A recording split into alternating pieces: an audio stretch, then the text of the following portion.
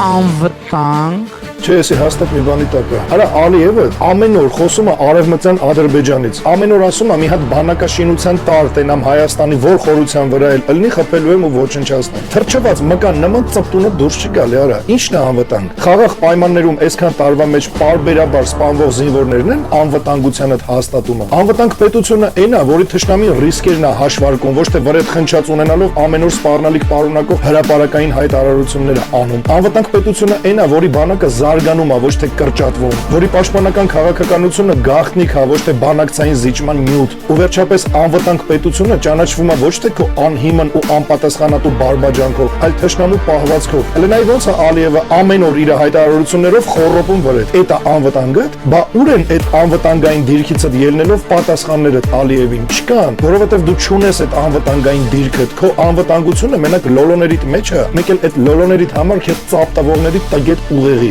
Ուրիշ ինչ անվտանգություն ունես դու։ Երբ թշնամին հրապարակավ սպառնում է, երբ թշնամին չի զգում իր ասածների գինը, իր խոսքերի համար ոչ թե մենակ բերանին չի ուտում, այլ անգամ մի հատ հակադարձ բանավոր պատասխան չի ստանում պետական մակարդակով, երբ սպառնալիքը դառնում է սովորական ֆոն, այդ նշանակում է մի բան, որ այսօր Հայաստանի անվտանգության միջավայրը ձևավորվում է դրսից, ոչ թե Երևանում, ու ոչ հայկական շահերից, ոչ հայկական ուժի հաշվարկով։ Ու մենակ դեգեներատը կարա այս զսպման բացակայությունն ու խոցելիությունը անվանի ու համարի անվտանգություն։